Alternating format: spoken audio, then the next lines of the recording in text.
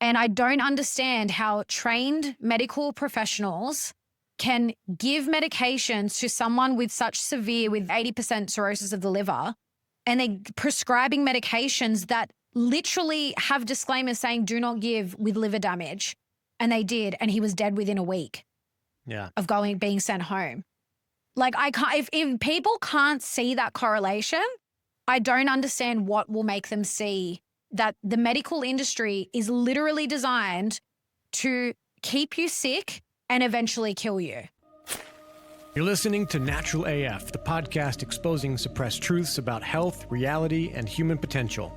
I'm your host, Isaac. I'm the founder of Natural Art Form, and I'm joined by my Australian co-host and partner, Alexa, a Site K facilitator and human design coach. If you're ready to challenge the status quo and explore how the world really works while staying grounded in your deepest purpose, then you're in the right place. Thanks for joining us. Let's get Natural AF. All right, welcome everybody back to Natural AF. This is a kind of a hard episode we're going to talk about just personally, but it's also very, very important, really important discussion about the medical industry, the medical death model, as some have called it, and malpractice, and an incident that happened just recently with a family member on Alexa's side. But before we get into all of that, we're going to say some really important stuff, but we want to make sure that we're leaving you with a hopeful message. So there's some really beautiful things going on. And this is an important time to embrace, both the hardships, but also the opportunity and the necessity and the urgency to come together and meet with like-minded people, really get to know each other and build lasting connections. It's so important. And so first up, we want to promote and just, raise awareness and get people going to Ole Dammegard's retreat in Bali. Mm-hmm. We had him on, as you know, last episode. Yeah. And hope you guys enjoyed that, by the way. Such a good interview. Yeah, we loved interviewing Ole. He's just such a wealth of knowledge, but also just such a beautiful man. Like, his outlook and like this retreat that he's doing and, what he's doing, like he's really doing his part in, I love that he calls it getting light-minded people together, light-minded. Versus like-minded. Yeah. And really helping to bring people together and like raise, the frequency, so to speak. I know we hear that and it sounds a bit new age, but that's really what we're doing. Like, this is what's happening, this mass awakening that's happening, and we all have to kind of do our part. And Ollie's definitely doing that. So couldn't recommend his retreat highly enough. We are dying to go, but I don't think we'll be able to make it in April. But there's actually only a handful of spots left, so they are almost at capacity. So if you are interested, check the link in the show notes, and then using our affiliate code, you can get €100 off per ticket, but you will have to get in quick because they're almost fully booked. Yeah. And what are the dates for that again? So that'll be the 18th to the 25th of April in Bali. So just head to the link in the show notes. You'll find all the details. You'll find our affiliate code, all of that. Yeah. So definitely go out, support Ole Dammegard, and support the show. If you value what we're doing, if you align with our message, the show is listener supported. So everything you purchase from Natural Art Form goes to help us keep this show on the road and keep the operation going. And we're on a mission to provide the most high quality products, organic formulations that are massively effective. I'm calling it like high performance remedies for high performance people. And we're doing a clearance sale in the US right now. So you can save 20% off all products in the US. And that's to make room for our next gen products that are going to be the same quality and consistency and potency as what we have here in Australia, because we're starting to take responsibility in taking in-house the production of the actual oil extracts of the different plants, like comfrey, using the leaf and the root, like we're doing here. The calendula, arnica, if we can get it. That's like a tough one to find. So go to the website, naturalartform.com. There's only a limited quantity in the States. So take action now. That will run out pretty quickly. We've got less than 50 products total there. So these are small batch, still very, very high quality, but get them at a discount now before they sell out. And then stay tuned for when we drop the next batch. The discount is already applied when you check out, so you don't have to have a code or anything remembered. Now let's shift into today's topic. So yeah, for anyone that's following me on Instagram already and, has been seeing my stories over the last couple of months, I have spoken about my uncle. He became quite unwell at the beginning of this year. Now, he was an alcoholic for pretty much all of his life. And towards the end of last year, I mean, for a while, his health has been declining. He's had cirrhosis of the liver for quite some time. And I think it was around the end of last year, his doctor's been telling him for so long, like, you need to stop drinking. But the cirrhosis got to the point where I think he only had about 20 to 25% of his liver functioning.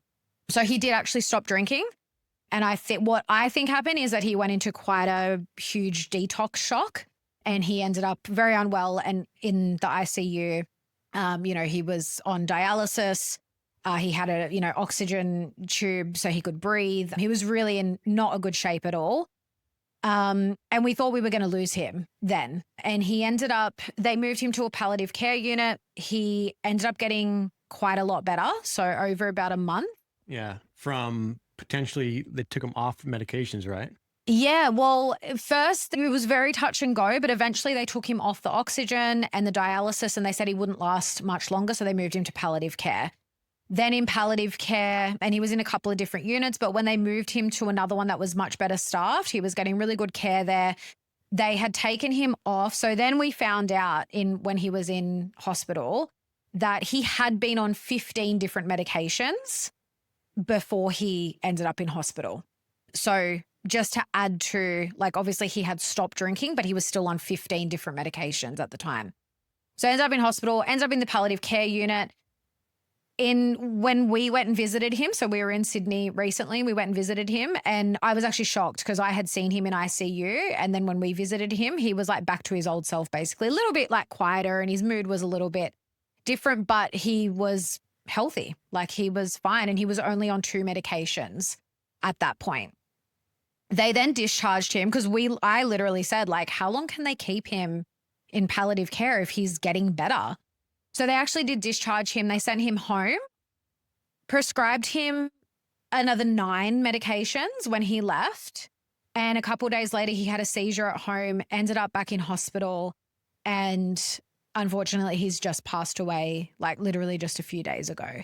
Now, normally I wouldn't share something like this so soon, but honestly, I feel like a lot of us, even mum, she's been down in Sydney for a couple of months now to be with him. And, it's her because my mum lost her parents young and there was 4 siblings and now they're down to 2, which is really sad, but they've only ever had each other. So she's been down there fully in it. And I really feel that we all kind of did our grieving earlier this year when we thought we were going to lose him, when it was really bad, because that's what they were telling us. The doctors were he's not going to last long at all. They basically said, we're going to take him off all the machines and he's probably not going to last very long.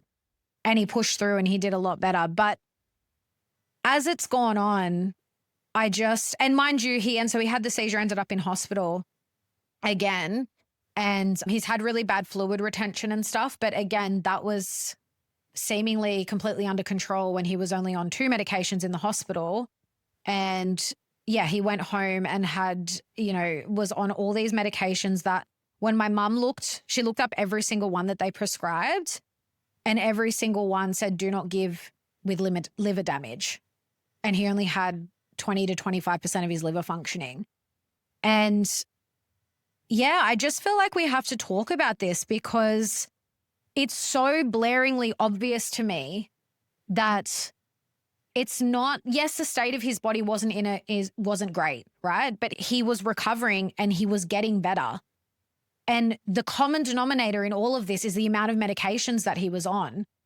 And I don't understand how trained medical professionals can give medications to someone with such severe, with 80% cirrhosis of the liver, and they're prescribing medications that literally have disclaimers saying do not give with liver damage. And they did, and he was dead within a week of being sent home. If people can't see that correlation, I don't understand what will make them see that the medical industry is literally designed to keep you sick and eventually kill you. Yeah. And that's we're not the first people to say something like that. the first time I heard that spelled out exactly was from a physician who essentially let go or she stopped prescribing drugs and then gave the patients that she had a choice to do natural stuff, to do nothing, or to take the drugs if they wanted. But she gave them the choice.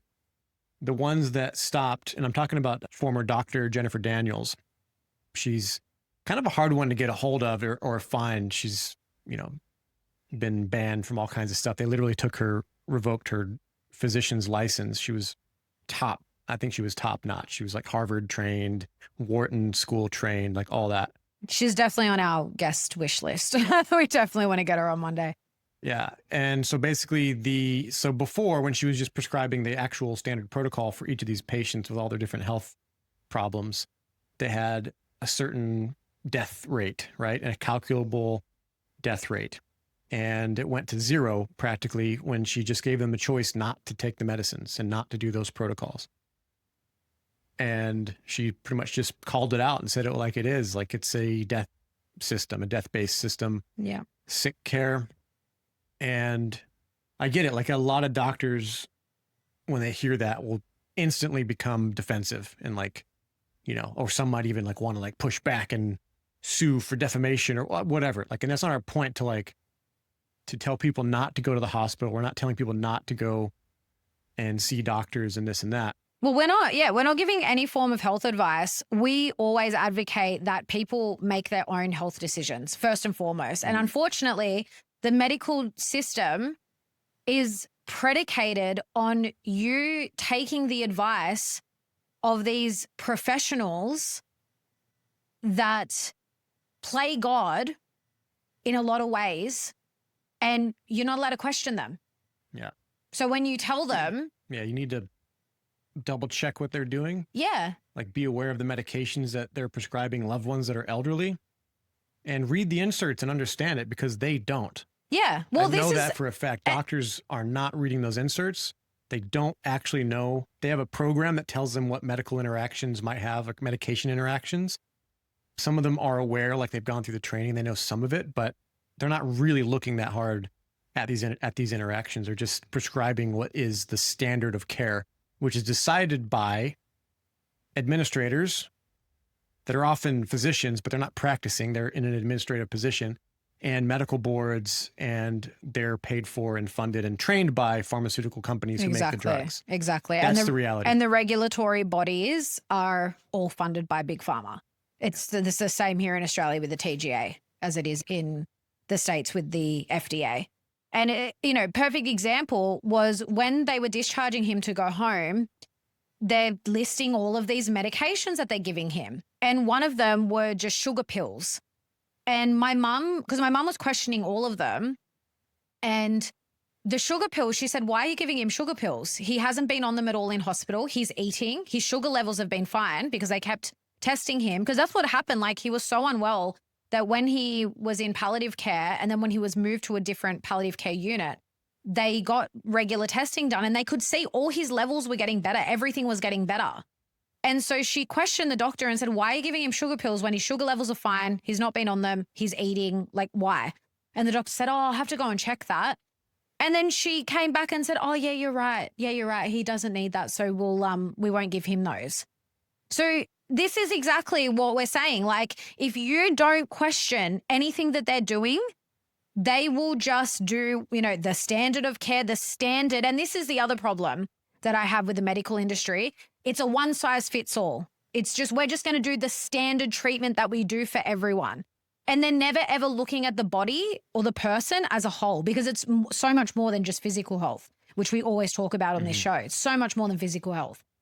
And and then my mum looked up all of these other medications that they still gave him, and all of them were contraindicated with liver damage. So I actually don't understand how they prescribed him that when he's got such severe liver damage. Yeah. And even if their reasoning is, oh, well, he's not got long to last anyway, he's not going to last long anyway, we'll just give him whatever. That's not the right attitude, in my opinion. No, that's not how you care for people. Just this haphazard thing. And it's, just the idea that So he's already sick and dying. You're not going to like put as much effort into like looking after them. That is wrong. But also this whole idea of their average, and that's the standard of care. I'm not a statistician. I have a friend who is, and it sounds incredibly boring to me, but it's a good way to get like a perspective on things, right? So if you think about it like a law of averages, if you base your care, your medical care off of averages, but it's from a perspective like a hospital perspective where the majority of people you're seeing are sick, ill health, elderly, like whatever, on the health spectrum, maybe at the lower end of the bell curve. And then that's who you're formatting or basing your procedures and standard of care for. Then someone like me who gets, hit or, has a health issue go in there, they're treating me down here when I'm like, health-wise, I'm up here. So the statistics and all this is our standard of care based on all this scientific data. It's coming from, it doesn't matter how much data you have. If the baseline philosophy is flawed or the baseline like presumptions are errors, which they often are, because the baseline presumption is one, chemicals are better than natural things, that pharmaceutical interventions are better than dietary changes and lifestyle changes. Yeah. And those things are like, oh, that's like good to do, but it's hard to convince people to do it. They're not going to. So now our only problem is medical compliance or medication compliance. Yeah. Well, and they're also not trained in making dietary and lifestyle changes. Doctors aren't trained in that. They're given, look, I don't know what it is now, but I know that I think both in Australia and, well, definitely in Australia, don't know about the States, but I imagine it would be the same. It's like they get in 6 years of training, they get like 2 weeks of nutritional training. They're not trained in that. So they're not going to recommend that. And then that's the thing. It's like they would just refer on and they don't see it as, necessary or not something to prioritize. Yeah. Just to give an example of what you're talking about, it's the same with blood testing. So whenever you get your blood tested and you see the ranges, those ranges, the normal ranges are based on just their database of blood tests. Now think about it. Most people that are getting blood tested are unwell to some degree. So that's not a very good indicator of what healthy ranges should be. So it's the exact same thing in terms of the standard of care. And so we're also bringing this up because it's quite well known in the States that it's in the top 2 causes of death is iatrogenic causes. Top 3, but I'll lay it out a little as simply as I can. Why, top 3, but it seems like the odds or the statistics are stacked against actually getting an accurate number. For those that don't know, iatrogenic is a medical term for physician mistakes that lead to either illness or death. Iatrogenic illness or iatrogenic death means it was a mistake by the hospital or the physician. And they call it that because it's a way to hide it. But it's the number 3 leading cause of death in the US, somewhere around 500,000 something deaths annually, I believe. And can I say the fact that it's number 3 in the US and knowing that the cases are going to be so underreported, just like they were in COVID. So again, this is exactly what happened during COVID is exactly what happens outside of just looking at the COVID era, was that the COVID vaccine specifically, so many of the vaccine reactions were so underreported because most people go to the doctor and say, oh, I've got XYZ now, and they don't make the correlation that it all came on after the vaccine. So the same thing happens where, and that's what I was looking up because that's why we wanted to talk about this because it's very well known in the States. And even with that, most likely being an underreported number, that's huge. It's number 3. Was that right? Yeah. What you looked up? Yeah. Yeah. So the top one, according to the CDC's ranking, is heart disease with around 683,000 deaths annually. Cancer is next in the US with 620,000 deaths annually. And then you have a large range for iatrogenic deaths, estimated between 250,000 to 440,000 deaths annually. So that's the 3rd largest killer.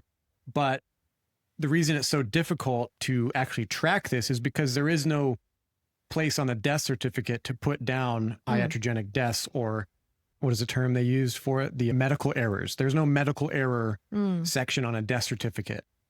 So at the time of this recording, that's true. So that's what I'm saying, though. That's the States. And we all know, like... You want the stats for Australia? Well, it's so hard to find. And this is why I want to talk about this, because here in Australia, we are so much more... What's the word? Led down the garden path, let's say. And there is so much, like, even just looking this up, it was difficult to find any kind of, like, definitive data like that, like with numbers and whatever. So the best I could find was actually a great website, and I'll link it in the show notes. It's an Australian-based website that basically reports on medical errors. And they kind of said it's this range of around 18,000 to 54,000 iatrogenic deaths in Australia per year. Now, I definitely believe that is grossly underestimated. Well, because that's like 0.2 to 0.3% of the population. Of the population. I didn't do it against deaths. I didn't work it out against deaths. But it sounds super, super low. But again, that's because most of these cases we're not hearing of. But I did find on this website some of the more highly publicized, some cases of medical malpractice, and all of them had this common thread that nothing got investigated until the stories hit the media. Until the media picked them up, nothing was done about them. Yeah. And this is a common trope that you hear in the medical system when things get reported.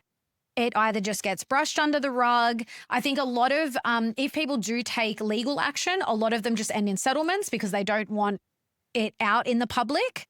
The primary function of medical insurance anyways is just to settle out with lawsuits. Yeah. It's the same thing that we hear with the pharmaceutical industry where, like, if you look up Pfizer, I think Pfizer holds the record for most amount of money paid in fines, like as a company. Yeah, pretty sure it's in the billions. Billions, yeah, it's in billions. And it's the same thing where they pay out these huge payouts and huge fines and things like that. And then they just go on doing whatever they're doing. Like the system is not set up for accountability, to hold people accountable or hold these companies or systems or anything accountable. Just like, just pay the person out or just pay the fine and then go about your merry way. Just keep doing what you're doing and nothing changes. Yeah. Yeah. Well, so to put it in perspective, the official numbers from the Australian Bureau of Statistics, ABS, the number one death or cause of death is approximately 19,000 deaths annually from heart disease, 17,000 approximately from dementia or Alzheimer's, which I thought was odd that that's in the top two. No, it's huge here. And the third one, which, AI is not perfect, folks. It says approximately 18,000 due to iatrogenic deaths, which would actually make that number two in Australia. Yeah, exactly. So, and then that's like on the low end. I don't think it's probably up around 54,000 deaths annually from medical malpractice, or errors, just because what they're saying about heart disease only being 19K. I think this range is including the COVID era because the deaths skyrocketed during that time. And so that 100%. would have been, I think they're probably including that because it is quite a large range. But is it too much to say? Like, are we getting into hot water? Like, does our audience think they're like, oh, we should watch it, be careful about what we say? Because I know any kind of challenges or any kind of open outspokenness about the pharmaceutical industry, they tend to like come after you and like all this stuff. But I'm like, is it too much to just call out and just say, we need to discuss this and be aware of it? This isn't like, we're not saying anything new. Like this stuff is out there and it's all like literally these are cases. So some of the cases I found, I'm just going to really quickly run through some of them, right? These are just the more highly publicized ones. So the Bacchus or Bacchus Marsh Hospital in Victoria, in 2022, they investigated 101 reports of, so basically medical malpractice across 43 registered health practitioners, some with multiple notices against their names. And this was in regard to preventable neonatal deaths. So I couldn't find the exact number of deaths of these babies because there was different numbers across all the different news stories. But basically the medical director on site, they found that she only was the medical director in the position at the time was only on site at the hospital for 40 days in a total of 6 years when she was in that position. Wow. 6 years. So there was no accountability for these reports. Is that far enough to call it like negligence? Well, yeah, absolutely it is. And so then, and again, nothing happened until the media started reporting on these deaths.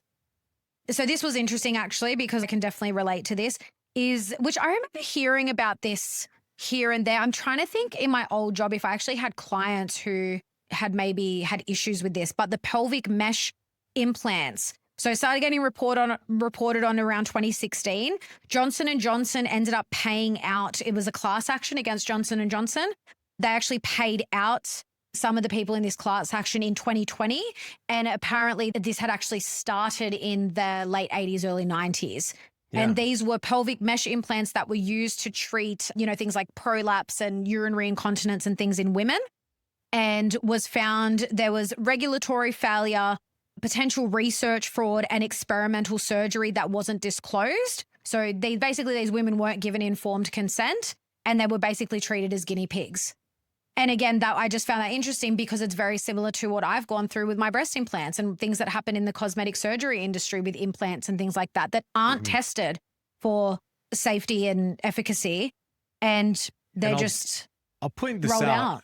Unless it's maybe even titanium knees and hips and stuff like that. That's probably better than like a plastic or a chemical product like breast implants. But in general, implanting things into your body, it's obviously like a very extreme thing to do. So there's a whole lot of things you need to do before then. Honestly, just to take care of yourself. And we'll get into that with some of the lifestyle shifts and preventative things and taking responsibility back about this.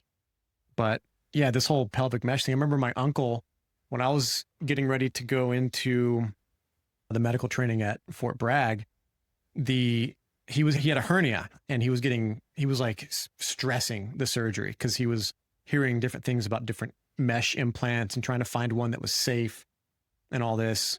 I don't know enough about that. My guess is there's probably some more effective ways to deal with regenerating the tissue and preventing another hernia after you've had one. But yeah, it doesn't need surgery, but it needs another look at what the actual treatments are. So yeah, but again, when you're in the medical system and you're seeing registered health practitioners, I'm saying that in air quotes because that's what they're called, they're only ever going to recommend what they know within that system. Mm-hmm. You know what I mean? So that's always the thing. It's like medication. If medication doesn't, it never works. It never cures anything. Then it's surgery. And then potentially the surgeries are including implanting some kind of device or screws or something. That's all they know. So it's a little bit of that, whatever's in the Bible, forgive them for they know not what they do. It's a little bit of that, but it's also kind of when are they actually going to see what they're doing? Because to me, it is so fucking obvious. I don't understand how they don't see it. And again, that's where cognitive dissonance comes in, because this is what a lot of these doctors, it's just a cognitive dissonance. They'll probably never see it because they've built their whole lives around this career. Mm-hmm. Just a couple of other ones I want to quickly go through because people will have heard of some of these too.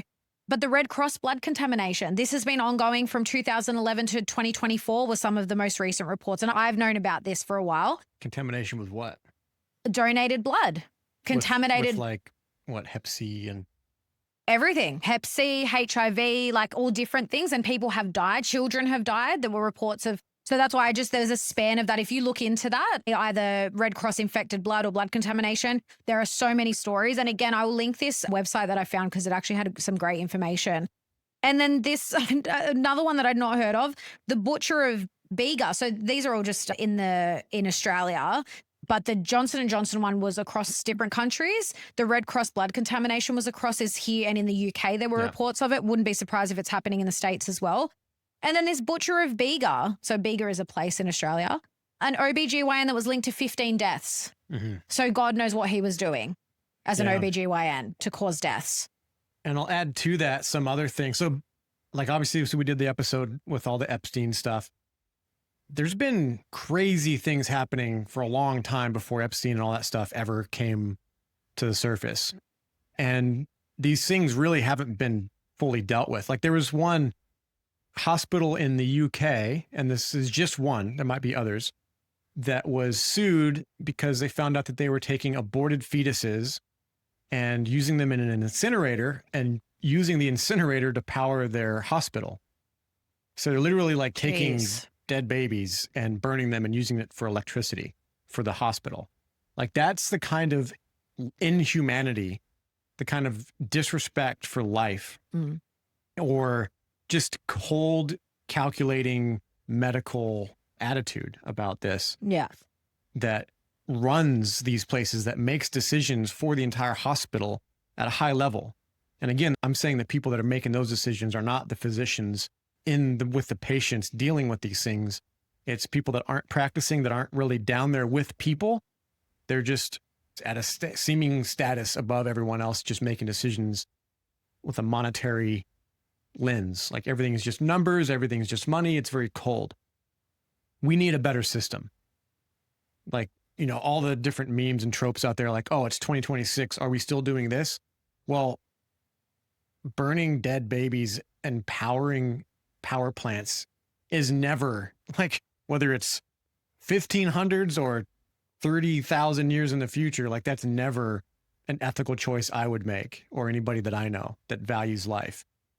And that's just one. There's hospitals in Texas that were busted for falsifying medical death stuff and taking organs, doing organ harvesting. People that came in with a donor card, you know, an organ donor thing marked on their driver's license, were in a car accident that could have survived, that were allowed to die so that they could harvest their organs. And this has been proven in court. They were caught doing it. And the people in that case mostly were probably dealt with. I know some of them went to jail for that. And that was in Dallas, Texas. Yeah. This stuff happens all the time. And so if it quacks like a duck, walks like a duck, sounds like, looks like, smells like a duck, it's a freaking duck, folks. Yeah. Yeah. And I just think when it hits so close to home, it's like, I had to share this because how can people not see it? And I'm sure like our listeners, if you know anyone that's had a similar experience, and obviously we saw this so much during COVID, and thankfully a lot of people have woken up throughout that process. And unfortunately, it's taken a lot of people to be injured to make the connection. But if anyone's had a similar experience, like please send this to them, because I think people's stories can be so powerful to motivate others to change. It's like, sometimes it doesn't matter about the statistics and, you know, the cases and whatever, and the numbers. For people, sometimes it's just hearing a story that they can relate to. And unfortunately, my uncle's story did result in his death. But honestly, it was the best thing that could have happened for him, because what kind of life is that, to just suffer in that way because of these chemicals, these synthetic chemicals that are in your body that should not be there, especially when your body's already compromised. Yeah. Yeah. And obviously like self-medicating and drinking and all that stuff, that has quite the toll on the body. So the medical system is taking a lot of weight with some of this. They are dealing with problems that they didn't directly create as well. I won't say that they're just doing the best they can, because they can definitely do better. And I've got some serious criticisms about the way that the medical system is training doctors. And I've seen that. And you've witnessed that firsthand. Yeah. To give you guys a perspective of where I'm coming from, there was this older gent who worked around the military, and he saw firsthand what Army Special Forces medics were capable of. Now, I'm not a full-fledged Army Special Forces medic. I went through about half of that. It's a year-long school. I went through about 6 months. The first half of that's called SOCM, Special Operations Combat Medicine. And then at the end of SOCM, you're doing, training alongside resident doctors in, a training hospital. And then what I saw in the hospitals was like a little bit of competition between us and the resident doctors who had finished their main medical training, and they were in residency for, I think, 2 years before they were like a doctor on their own or whatever. And with these doctors, I've seen things like with head injuries, doing, way too much fluid going into their body, which deals with intracranial pressure, mistakes with, I got stabbed in the hand by a doctor with a dirty needle that he bent the needle trying to administer, this weird. Oh my God. And we were trained very simply, don't ever bend a needle and then try to like use it, because I have no medical training and I could figure that out. Like, seriously. Yeah, things like that. Doctors that couldn't find a pulse on somebody on a limb, and one of our guys took them like half a second to find it, doing intubations and putting in breathing tubes and stuff. Now, I will say, like, the people that had my respect from day dot were all the surgeons. Surgeons definitely have a lot more skills in that, but it's still from a perspective of, we need to do the surgery in the first place. Like, what if you didn't, for some of these people, it's like, that's the best they can do. They're trying to do their best to, like, one person was like, there's patients that were like, severely obese and their heart was failing. So they were doing like open heart surgeries and things like that. Obviously, there's a lot of things in the decades leading up to that point in time that should have been different. But the hospital is brilliant at things like that, to literally open up someone's chest, work on their heart, get it where it's functioning, it'll last longer, and then closing them back up. Like, they're doing some really crazy, impressive stuff. Yeah, and I think we can all agree on that. Like, if we have a car accident and there's like severe trauma to the body, like, yes, you want to go to a hospital and they'll sort you out. Yeah. But like, for everyday ailments, for chronic conditions, like, it's not the answer. The medical system is not the answer. And I think a lot of people have woken up to that in the last 5 years in particular. But to see this still happening, like, it is negligence. Like, just doing your best and meeting the standard of care and literally killing people. Like, I can't emphasize, like, seeing my uncle, how long ago were we there? 3 weeks ago, like within a month ago, and seeing how well he was, to the fact that he just died a few days ago. Like, I'm in shock. Mm-hmm. I was in shock when I found out, because I was like, he just went home. He was doing so much better. Like, I don't understand. And then, mum laid out everything with the medications, and it's just clear as day. Like, it's so clear that that's what killed him. Yeah. Yeah. And, and it's not to like toot my own horn. Like, I'm not this great practitioner, but I've seen simple things in the way that certain behaviors exist. And I think it's part of the culture of the medical training, because it's from a pharmaceutical. It's like the energies and the type of people that start something and control it, that energy permeates through the entire organization. Mm-hmm. And there's been people that have been whistleblowing and calling this out for a long time. Alexis gets sick of me talking about him, but I talk about Kevin Trudeau in his book, Health Cures They Don't Want You to Know About. He explains how he's been in the room with the chairman of the board and everybody at these big pharmaceutical meetings where they're discussing an upcoming drug release, something that hasn't been released yet, but they're telling them, if we release, this many people will die. This is our percentage of people taking this will have an interaction that'll kill them. And this is how much money we're going to make. And this is about how long we estimate we can do this before we actually get caught and the FDA fines us. So financially, we're going to make billions. We'll get fined millions. Let's go ahead and do it. And the words from I believe the chairman of that board was literally, fuck them. That's what he's quoted as saying. Fuck them. And then whatever else he said after that. But it's just this, if that's the attitude of the people that are controlling the pharmaceutical companies, the pharmaceutical companies without question are controlling the pharmaceutical industry and the people trained to prescribe their drugs, which is the doctors, through their endowment funds. That's literally how medical schools exist. That's how Harvard Medical is funded and controlled, and the boards, the surgical boards, and all that as well. So just saying this out in the open and just calling attention to it is just one step. And the next thing is, what can you do to begin to take back some of the responsibility? Awareness is just the first thing. Yeah. And that's also something else we want to touch on, because it's not to point the finger and blame and say, well, it was their fault.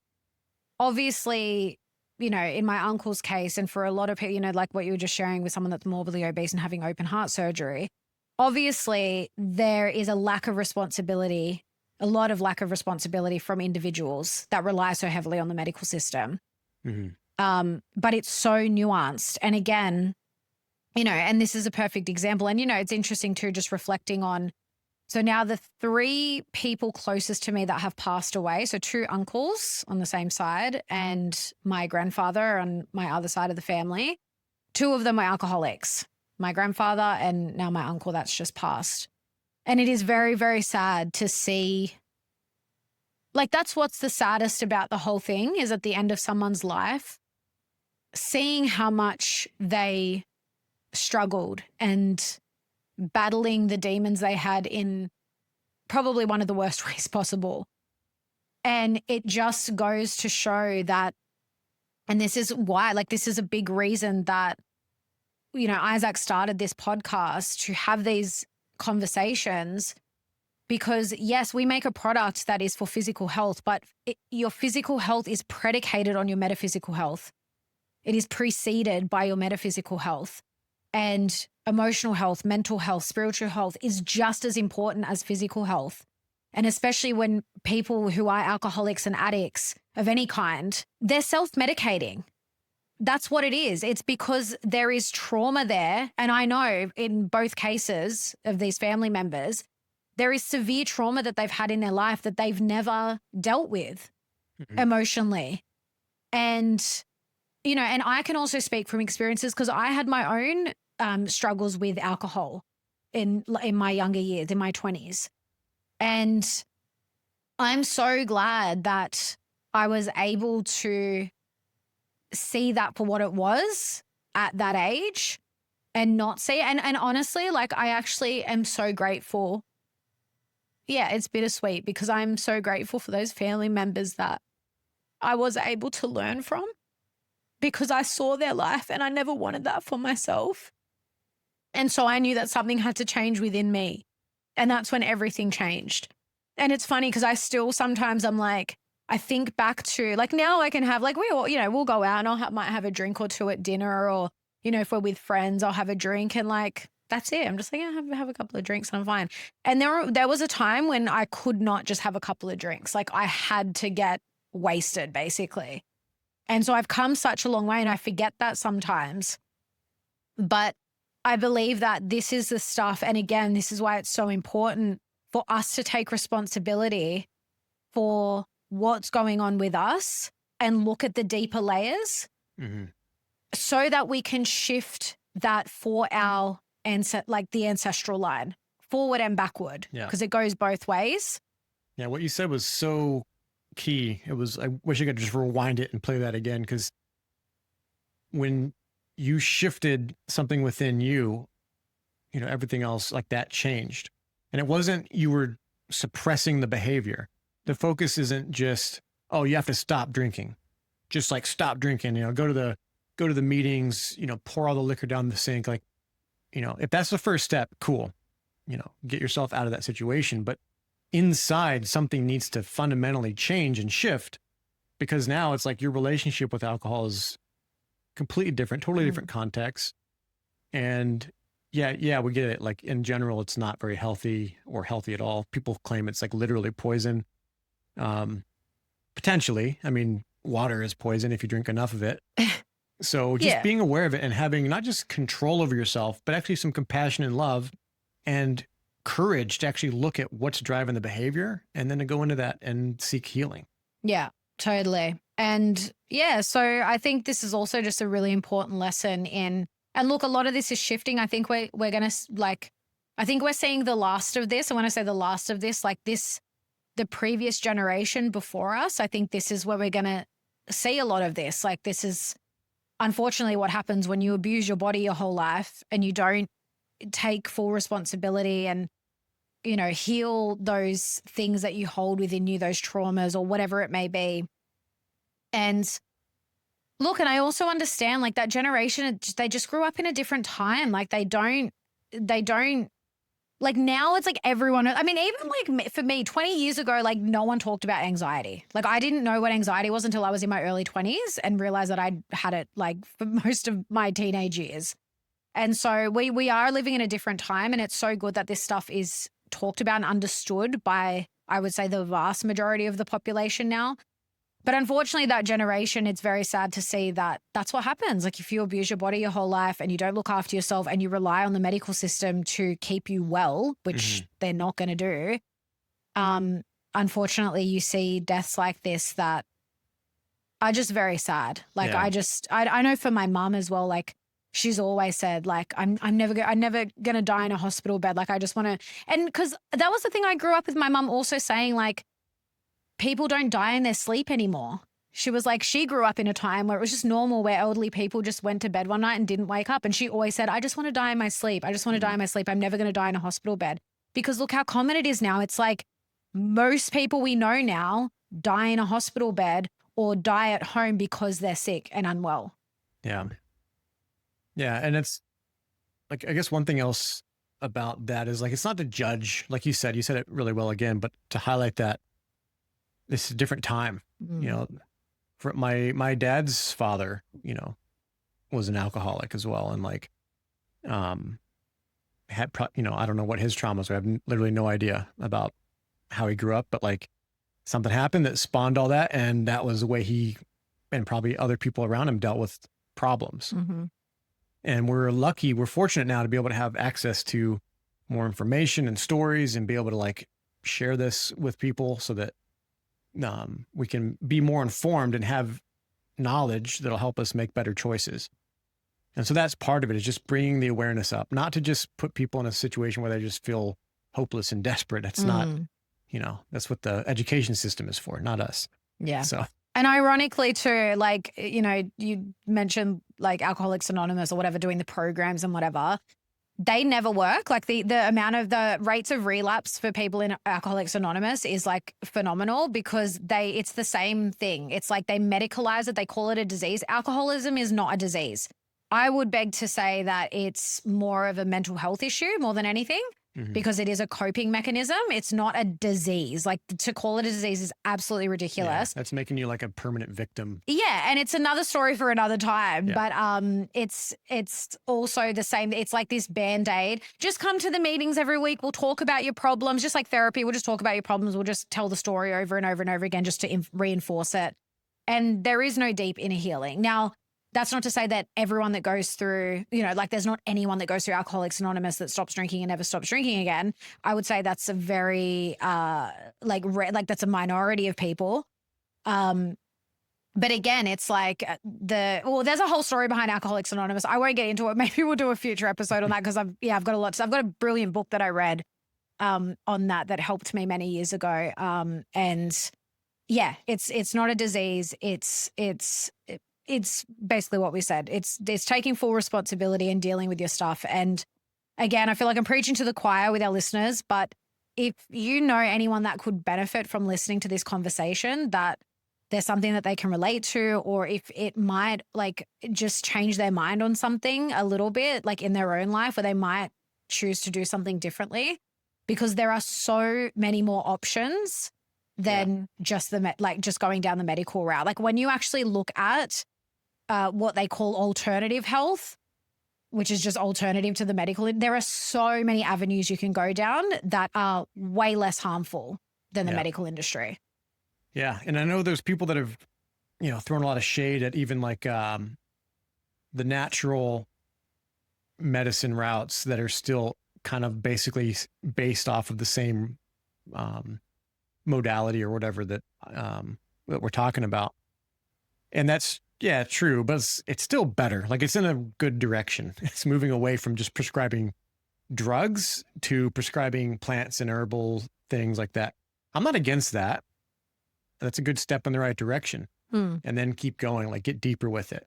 And like even the medical stuff, because I obviously like I feel like I just scratched the surface of what's possible with the medical stuff, but I feel very well prepared and capable and competent to handle a wide range of really severe medical issues, you know, traumas especially, but also some chronic things, and and I also am very confident and competent in finding solutions and like, you know, what's the mechanism that's causing this illness, and what do we do about it? And what are some other things that'll, move the body into better health or give it more vitality or shift the balance to where the body's naturally healing itself faster again.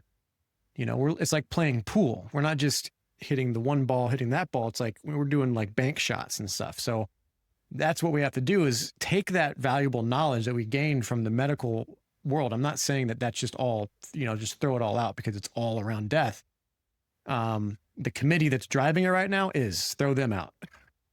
But the knowledge that we gained from it, I mean, hell, like, you know, half the stuff I wonder if we learned from the freaking Nazis as they were experimenting on people, you know, like we know a lot of stuff, but it's like a lot of it comes from some dark areas. But we just have what we have now, and we'll just do the best we can to move forward and create something as closely aligned to spiritual integrity and lawful coherence with the universe that we can. So that's what I'm calling for. That's what I want to speak into creation. Yeah, well, and that's what natural art form, I mean, that's literally how you created natural art form, was just solving a problem. Well, yeah, and it was literally that. And that was from a direct experience with the medical system. You were seeing a doctor. All they did was prescribe you 800 milligrams of ibuprofen for a shoulder injury, which is a very high dose. You were taking, 6 of them a day? Yeah. And it wasn't helping. He was just getting side effects. His shoulder was not healing, and it didn't even really stop the pain. Yeah, it didn't even knock the pain down that much. So it's like, that's 4.5. That's almost 5 grams a day. That's of freaking a lot. ibuprofen that they were putting me on. Yeah, that's a lot. And that's what Isaac did. He took responsibility and just asked the question, like, what can I do differently? What's another option? He started tinkering with, you know, just herbal oils, arnica and anti-inflammatory oils. Then he stumbled upon DMSO, and, you know, the rest is history, as they say. And that's how he made Alleviate. And, you know, we have we were just at the markets over the weekend. We have so many customers that come back. Like, I was at a market that I only did for the first time last month, and already I had one couple walk straight up and say, we'll take an Alleviate. I was like, oh, have you bought from us before? And they said, oh no, our mum did and she can't stop raving about it.